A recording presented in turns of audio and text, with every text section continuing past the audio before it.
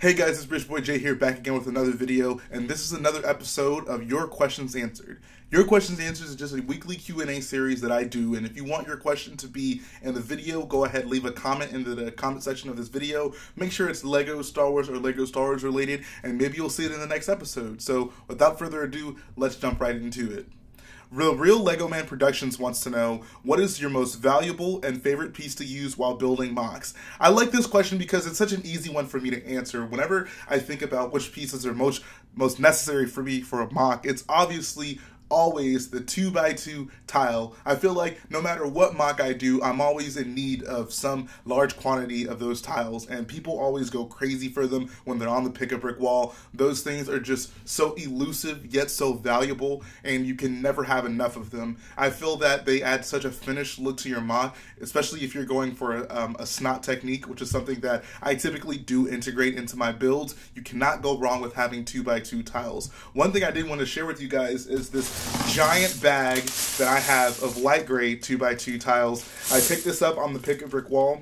They recently came to my local pick-a-brick wall, and I kind of went crazy. So yeah, these things are so important, and I feel like no matter how many I get, I never have enough of them. So definitely the 2x2 tile. Next question.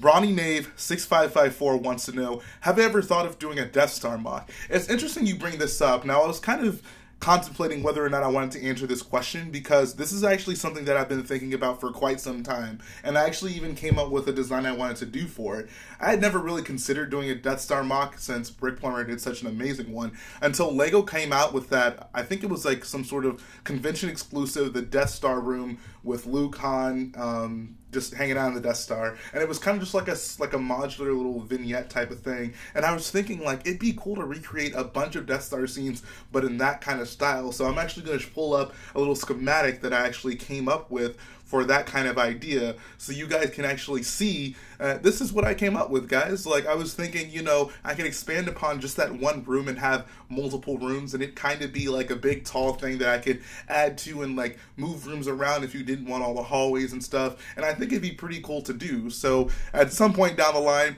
I may or may not get to that MOC, but insofar as the Death Star, I think that that's probably what I would do in regards to a Death Star MOC. It's not really meant to be like a perfectly accurate representation of the Death Star, but instead it's kind of meant to replace the Death Star set, like the one I have sitting over there. I just feel like you're very limited by having it in a spherical shape, and you're either going to want like the exterior to look good or the interior. So if I want Death Star scenes, I'm going to go with the interior, and I'd probably want to do a design like I just showed you guys. So that may come at some point. I don't know. I seem to always have some sort of project coming up, but I did want to share that with you guys because I thought it was pretty interesting that he brought this up, and that was something that I previously hadn't really discussed with anyone.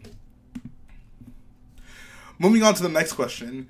I hope I don't butcher this name, but I think it says Sam Jamsty Calypso says, how do you keep yourself from making negative progress on a build? I keep making progress on my MOC, but it's always illegal techniques and loose connections just to get the idea down. But then I keep building on it until all I have is a house of cards waiting to be knocked over. It looks good, but it won't last. This is actually a very good question, I feel, because I feel like oftentimes I also too will just kind of want to see like how the MOC overall works together. So I'll just throw together something that's like a very unstable connection or an illegal technique, and I'll just do that in order to just get like that shape correct for the meantime, so I can see what other things also work around it. And honestly, I wouldn't even describe that as negative progress. I feel like anything you're doing in order to understand the MOC better will benefit you in the long run. So even if you do like come up with a prototype that isn't necessarily, you know, 100% accurate or employ like very stable building techniques, it still will help you make progress on the MOC and understand your limitations and some of the things you can do with the MOC. So honestly, I wouldn't really say that's negative progress. At every point during a MOC, what I will do, like when I finish it up, I'll go through and I'll see if I can like improve on any like stability issues. So maybe if I'm using like two 1x2 bricks, I can maybe improve the stability by swapping that out with a 1x4, or just little things like that, you know? So you really just got to set aside some time to tackle your MOC and make sure that everything you've done is actually beneficial and a stable type of building technique. One of the things that you can also do is just like along the way, whenever you finish like a part of the MOC, go back through and try to make any improvements as you can. It'll make it a lot easier than just like finishing the MOC with your illegal techniques and then trying to go back through and like look for the places where you may have like done something that isn't exactly stable. So there are a few things you can do to kind of circumvent that feeling of negative progress, but also understand that it's not really negative progress. Anything that you do that helps you better understand the MOC and come up with maybe some different techniques, I think will ultimately benefit you in the long run. So I really enjoyed that question. Let's go on to the next one. MAC Bricks wants to know, what is the rarest LEGO Star Wars minifigure you own, and will you display it on your minifig wall? Now, this was actually an interesting question because I feel like I have maybe a couple figures that I would consider rare or heavily sought after, but I don't have any of the super rare ones like the Golden C-3PO or some of those rare Earth minimal figures that they only made like, what, 2 or 3 of? But here are the 2 that I do have that I think are worth showing off to you guys. I have the Queen Amidala and the original Jango Fett figures. Both of these run for about 50 or 60 bucks each, so these are definitely going to go on my minifigure wall. I mean, they're just beautiful, and of course, they're count as like official LEGO minifigures, so I'm definitely going to put them in there.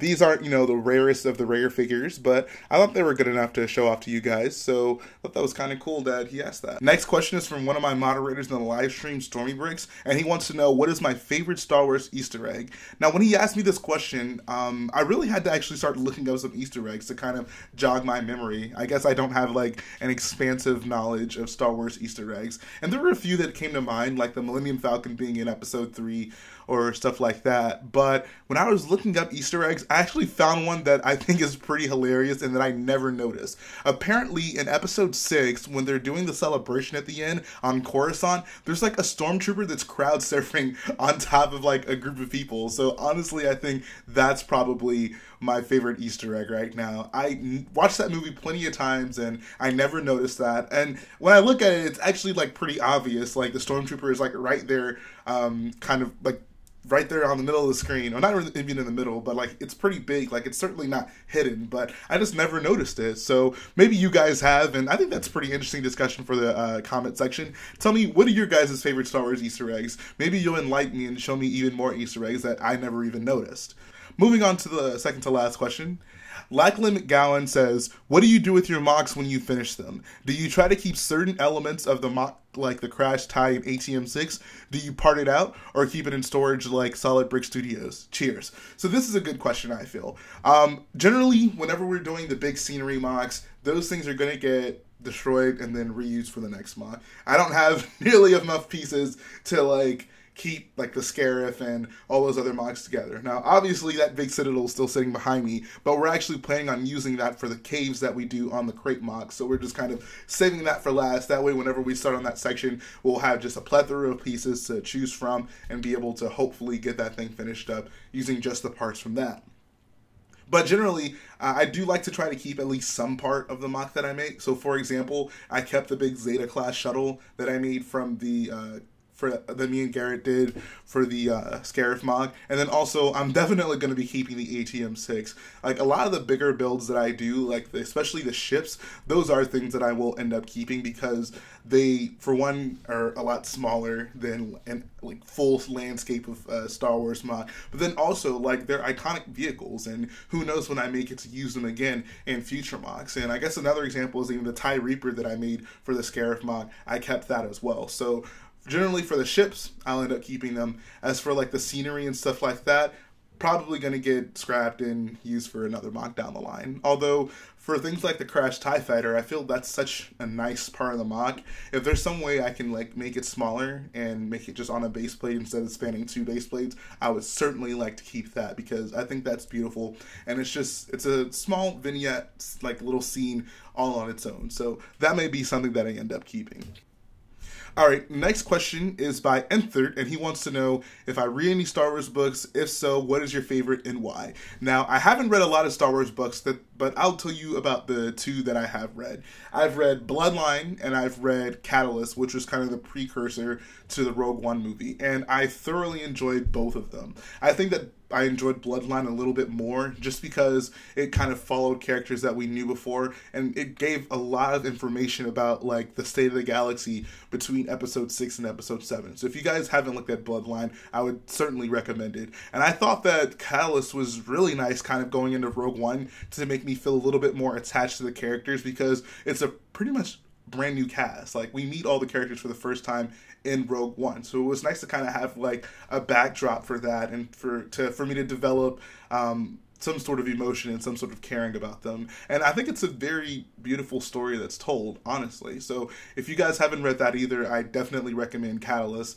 That and Bloodline, both very good Star Wars books. I actually audio booked both of mine, and if you guys haven't looked at Star Wars audiobooks, I heavily recommend that, because the cool thing about it is that they actually will do like the voices and sound effects in the audiobooks, so it's very entertaining to listen to.